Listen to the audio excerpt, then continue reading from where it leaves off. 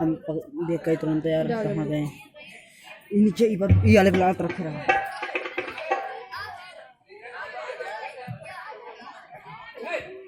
यार तू लड़का हो रहा था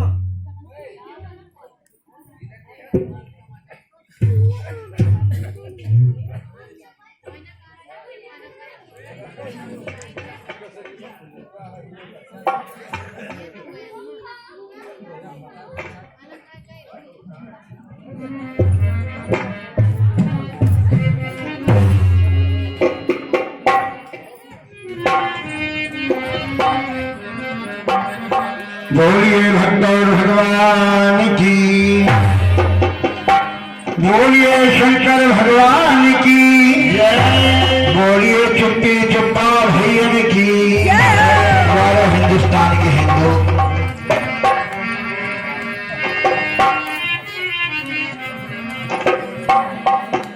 आइए देखिए, दुनिया में कितने भी काम आप करें,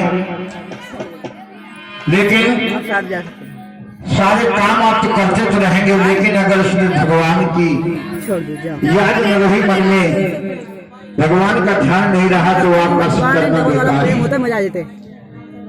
क्योंकि भगवान की ऐसी कृपा होती है कि जब भक्त पर अपनी करुणा बरसा देते हैं तो भक्त माला माल हो जाता है। एक बार देवऋषि नारद के मन में एक संशय हो गई। देवऋषि नारद एक दिन भगवान श्री हरि से पूछने लगे, भगवान ये संसार कैसा बना हुआ है? हे नाथ, एक बात की मेरे मन में शंका है। भगवान श्री हरि कहने लगे, नारद वो शंका क्या है? कहने लगे, प्रभु ये बताइए कि संत के मिलने से मनुष्य को कितना लाभ मिलता है, संत के दर्शन से मनुष्य को क्या मिलता है? भगवान श्री हरि कहने लगे, नारद अगर ये बात तुम जानना चाहते हो तो थोड़ा परिश्रम करना पड़ेगा, पता तो चल जाएगा। नारद जी ने कहा, भगवान परिश्रम कुछ भी करना पड़े इसकी चिंता नहीं, लेकिन मुझे जानकारी हो जाएगा। भगवान श्री हरि कहने लगे नारद, मैं तुम्हें उपाय बता रहा हूं, उस उपाय को जाकर के करो। नारद जी से भगवान श्री हरि कहने लगे, नारद तुम यहां से अपने विमान को उड़ाओ और 1000 कोस तुम्हें उस पार जाना है, और जब 1000 कोस की दूरी तुम तय कर लोगे तब तुमको एक विशाल जंगल मिलेगा, और उस जंगल को जब तुम देखोगे तो उसके बीचों बीच में जब जाओगे तो उस बीचों बीच जंगल में एक बरगद का बहुत बड़ा पेड़ लगा, बट वृक्ष, और उस बट वृक्ष के पास जब तुम पहुंचना तो अपने विमान को थोड़ा नीचे कर देना, और उस बरगद के पेड़ के नीचे एक गोबर का ढेर भी बहुत बड़ा लगा हुआ है, और तुम वहीं जाकर के अपना विमान नीचे कर देना, तुमको सब कुछ मालूम हो जाएगा कि संत के दर्शन का लाभ क्या होता है। नारद जी ने कहा, ठीक है प्रभु, मैं अवश्य जाऊंगा ये जानकारी करने। नारद जी ने अपना विमान उड़ाया भैया, उसमें न डीजल न पेट्रोल, बिना ऊर्जा का चलने वाला वाहन नारद जी का, चल दिए लेकर के 1000 कोस की दूरी नारद बाबा ने तय किया, और जब 1000 कोस निकल गए तो देखा एक जंगल प्रमाण मिल गया, और उस जंगल के बीचों बीच में नारद बाबा अपना वाहन लेकर के, विमान लेकर के पहुंच गए, और जब वहां पहुंचे तो देखा उस बरगद के पेड़ के नीचे एक गोबर का ढेर भी लगा हुआ है। उस ढेर को देखा तो अपना विमान नीचे कर लिया, और जैसे उस विमान से वो नीचे किया, उसी समय उस गोबर से, गोबर में रहने वाला कीड़ा गुबड़ाना जिसे बोलते हैं, वो निकला, और नारद जी को देखा, हंसने लगा। अब वो कीड़ा नारद जी को देख करके जब हंसने लगा तो नारद जी ने सोचा, है ये मेरी हंसी कर रहा है, ये कीड़ा मुझे देख करके हंस क्यों रहा है। नारद जी ने पूछा, भैया तुमने मुझे देख करके तुम्हें हंसी क्यों आ गई। उसने कहा, बाबा मैं आपको नहीं हंस रहा हूं, आपने जिस कार्य के लिए इतना परिश्रम किया वो कार्य आपका हो गया, लेकिन आप समझ नहीं पाए। नारद बाबा ने कहा, कहने लगा, भगवान आप संत के दर्शन का फल जानने के लिए आए हो ना।